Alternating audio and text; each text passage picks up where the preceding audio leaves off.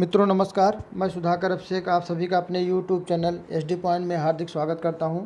मित्रों आज हम भारतीय इतिहास के वर्धन वंश के महत्वपूर्ण तथ्यों का अध्ययन करेंगे। मित्रों वर्धन वंश का जो समय है वह 647 ईस्वी तक माना जाता है। इसका जो समय मित्रों 647 ईस्वी तक का माना जाता है। गुप्त काल के बाद का जो वंश है मित्रों वही वर्धन वंश है, इसलिए इसे गुप्त उत्तर काल भी कहा जाता है। 550 तक का समय मित्रों ईस्वी तक का समय गुप्त काल था। उसके बाद का जो समय है वह वर्धन वंश के अंतर्गत है। शुरुआत करते हैं मित्रों। वर्धन वंश की स्थापना पुष्यभूत ने की थी। बहुत महत्वपूर्ण मित्रों, पूछा जाता है कि वर्धन वंश की स्थापना किसने की, तो पुष्यभूत ने की। दूसरा पॉइंट मित्रों, वर्धन वंश की राजधानी कौन सी थी, तो वर्धन वंश की जो राजधानी थी मित्रों वह थी थानेश्वर। हरियाणा प्रांत के कुरुक्षेत्र जिले में स्थित वर्तमान थानेसर स्थान, उस समय मित्रों वर्धन वंश की राजधानी थी थानेश्वर। वर्तमान में अगर जाना जाए थानेश्वर कहाँ है, तो हरियाणा प्रांत के कुरुक्षेत्र जिले में स्थित वर्तमान थानेसर स्थान। प्रभाकर वर्धन इस वंश की स्वतंत्रता के जन्मदाता थे। बहुत ही महत्वपूर्ण है मित्रों, ये पांचवें राजा थे प्रभाकर वर्धन वंश के। प्रभाकर वर्धन इस वंश की स्वतंत्रता के जन्मदाता थे तथा प्रभावशाली शासक थे। प्रभाकर वर्धन ने परम भट्टारक और महाराजाधिराज की उपाधि धारण की। प्रश्न बनता मित्रों, प्रभाकर वर्धन ने कि कौन सी उपाधि धारण की, तो वह मित्रों परम भट्टारक और महाराजाधिराज की उपाधि धारण की। प्रभाकर वर्धन की पत्नी का क्या नाम था मित्रों, तो यशोमती नाम था। इनसे दो पुत्र हुए थे। पहले का नाम था मित्रों राजवर्धन और दूसरे का नाम था मित्रों हर्षवर्धन। एक कन्या का जन्म हुआ था, उनका नाम था मित्रों राजश्री। बहुत ही महत्वपूर्ण मित्रों, पूछा जाता है प्रभाकर वर्धन की पुत्री का क्या नाम था, तो राजश्री।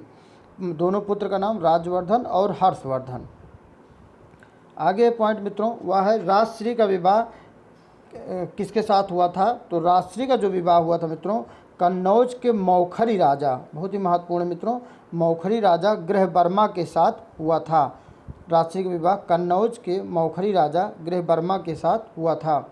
मालवा के अगला पॉइंट मित्रों, मालवा के शासक देवगुप्त ने गृहबर्मा की हत्या कर दी और राजश्री को बंदी बनाकर कारागार में डाल दिया। राजश्री मित्रों यहाँ पे राज्य है, राजश्री को बंदी बनाकर कारागार में डाल दिया। किसने हत्या कर दी मित्रों, मालवा के शासक देवगुप्त ने गृहबर्मा की हत्या कर दी और उनकी पत्नी राजश्री को बंदी बनाकर कारागार में डाल दिया। फिर मित्रों क्या हुआ, राजवर्धन ने देवगुप्त की हत्या कर दी, देवगुप्त को मार दिया। फिर है अगला पॉइंट है, देवगुप्त के मित्र गौड़ नरेश शशांक ने धोखा देकर राजवर्धन की हत्या कर दी। बहुत ही महत्वपूर्ण मित्रों, फिर से देख लीजिएगा शुरू से कि किसने किसको मारा।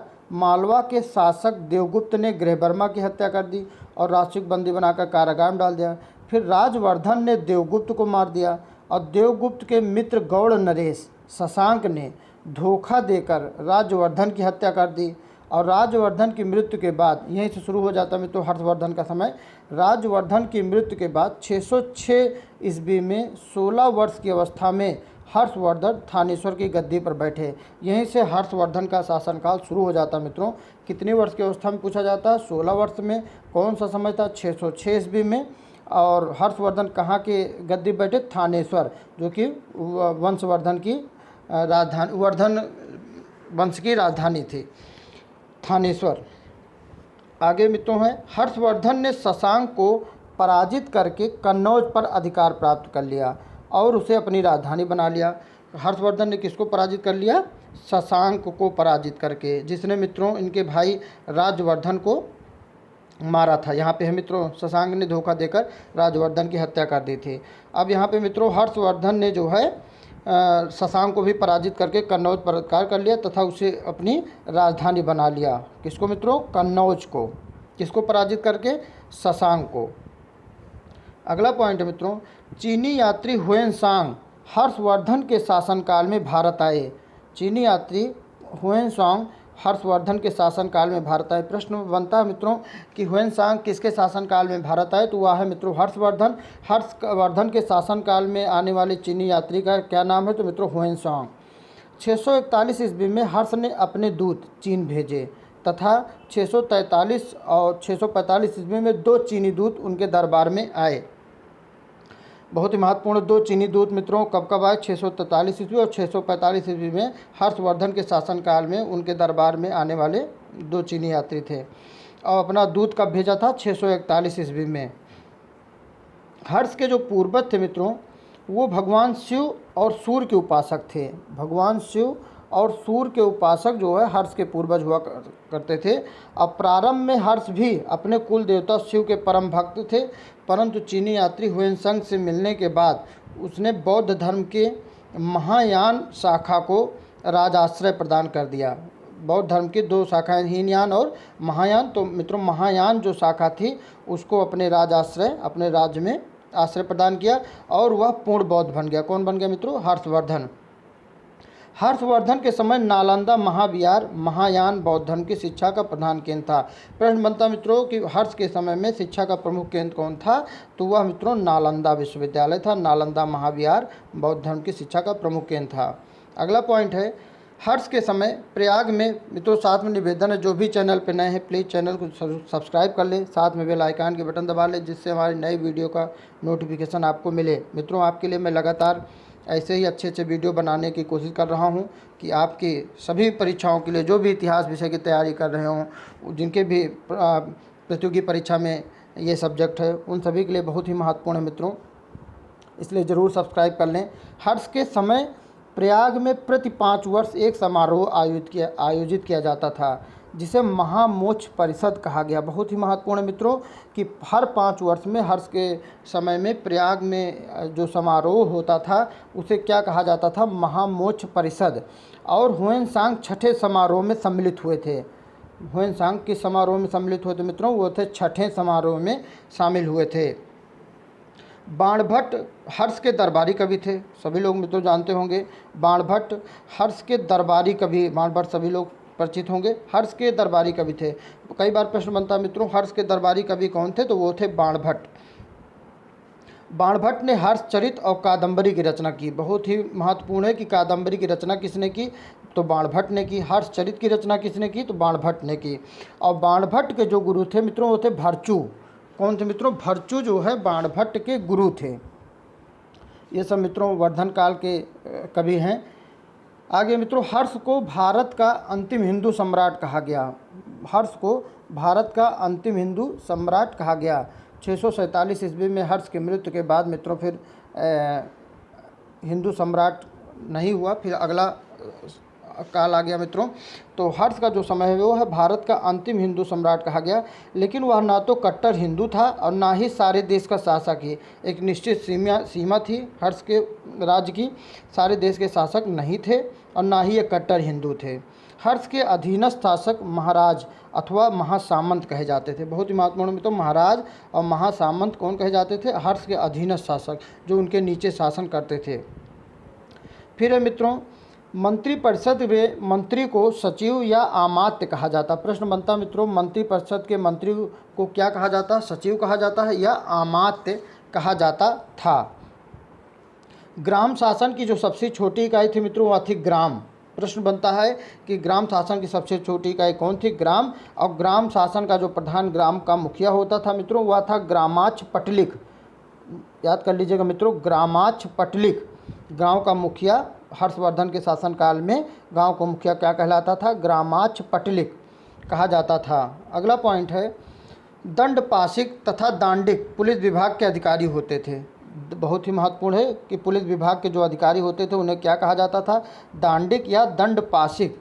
हर्षवर्धन के शासनकाल में पुलिस विभाग के जो अधिकारी होते थे उन्हें दंडपाशिक या दांडिक कहा जाता था। अश्वसेना के अधिकारियों को बृहदेश्वर, घोड़ों की जो सेना होती थी मित्रों उसे अश्वसेना के अधिकारियों को बृहदेश्वर और पैदल सेना के अधिकारियों को बलाधिकृत या महाबलाधिकृत कहा जाता था। बहुत ही महत्वपूर्ण महाबलाधिकृत किसे कहा जाता था? पैदल सेना के अधिकारियों को। और जो घोड़ों की सेना होती थी मित्रों उसे बृहदेश्वर कहा जाता था। हर्षचरित में सिंचाई, हर्षचरित जो कि मित्रों अभी पीछे मैंने बताया कि बाणभट्ट की रचना है। हर्षचरित में सिंचाई के साधन के रूप में तुला यंत्र बहुत ही महत्वपूर्ण का उल्लेख मिलता है। हर्ष के समय मथुरा सूती वस्त्रों के निर्माण के लिए प्रसिद्ध थे। प्रश्न इसमें कई तरह का बनता है मित्रों। हर्ष के समय सूती वस्त्रों के निर्माण के लिए प्रसिद्ध स्थल कौन था? तो वह था मथुरा। और मथुरा किस लिए फेमस था मित्रों? सूती वस्त्र के निर्माण के लिए प्रसिद्ध था। मथुरा सूती वस्त्रों के निर्माण के लिए किसके शासनकाल के लिए किसके शासनकाल में प्रसिद्ध था? तो मित्र है वह है हर्ष के शासनकाल में। अगला पॉइंट है मित्रों, हर्ष चरित्र में प्रांतीय शासक के लिए लोकपाल शब्द आया। जो प्रांतीय शासक होते थे मित्रों, उनके लिए जो शब्द बना था वह है लोकपाल।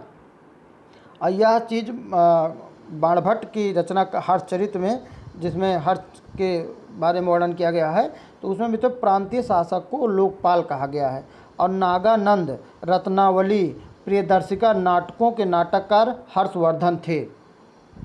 नागानंद, रत्नावली और प्रियदर्शिका नाटकों के नाटककार हर्षवर्धन थे। अगला पॉइंट है, ह्वेनसांग भारत में कितने साल तक रहा मित्रों? तो वह 14 साल तक भारत में ह्वेनसांग रहे। चीनी यात्री ह्वेनसांग को वर्तमान शाक्य मुनि, बहुत ही महत्वपूर्ण है मित्रों, ये वर्तमान शाक्य मुनि और यात्रियों में राजकुमार कहा जाता है। यात्रियों में राजकुमार, ये पूरी लाइन है मित्रों। यात्रियों में राजकुमार ह्वेनसांग को वर्तमान शाक्य मुनि एक चीज़ है मित्रों, और यात्रियों में राजकुमार कहा जाता है। प्रश्न बनता है मित्रों कि यात्रियों में राजकुमार किसे कहा जाता है? ह्वेनसांग को। वर्तमान शाक्य मुनि किसे कहा जाता है? ह्वेनसांग को। ये ह्वेनसांग कौन यात्री थे? चीनी यात्री। अगला पॉइंट है मित्रों, कुंभ मेला को प्रारंभ करने का श्रेय किसे दिया जाता है? तो कुंभ मेला को प्रारंभ करने का श्रेय मित्रों हर्षवर्धन को ही दिया जाता है। ह्वेनसांग ने कहा था, अगला पॉइंट है, ह्वेनसांग ने कहा था भारत के लोग गर्म मिजाज के हैं, उन्हें जल्दी गुस्सा आता है, परंतु ईमानदार होते हैं, भारतीय स्वच्छता प्रेमी हैं। यह वाक्य ह्वेनसांग का मित्रों बहुत ही महत्वपूर्ण, कई बार परीक्षाओं में पूछा जाता है। यह वाक्य दे दिया गया, पूछ लिया गया किसने कहा था? भारत के लोग गर्म मिजाज के, उन्हें जल्दी गुस्सा आता है, परंतु ईमानदार होते हैं, भारतीय स्वच्छता प्रेमी हैं। तो यह मित्रों ह्वेनसांग का है, बहुत ही महत्वपूर्ण कथन है। अगला पॉइंट है, ब्राह्मणों को दिया जाने वाला कर मुक्त भूमि अनुदान क्या कहलाता था? तो जो ब्राह्मणों को दिया जाने वाला कर मुक्त भूमि अनुदान था मित्रों, वह अग्रहार कहलाता था। बहुत ही महत्वपूर्ण है, भूमि अनुदान ब्राह्मणों को दिया जाने वाला, वो भी कर मुक्त, तो क्या कहलाता था? अग्रहार। हर्ष के काल में भू राजस्व की सीमा 1/6 से 1/10 थी। भू राजस्व की सीमा 1/6 से 1/10।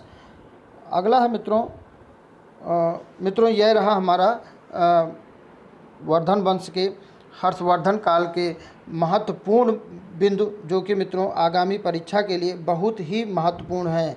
मित्रों उम्मीद करते हैं आपको हमारा यह शैक्षिक वीडियो पसंद आया होगा।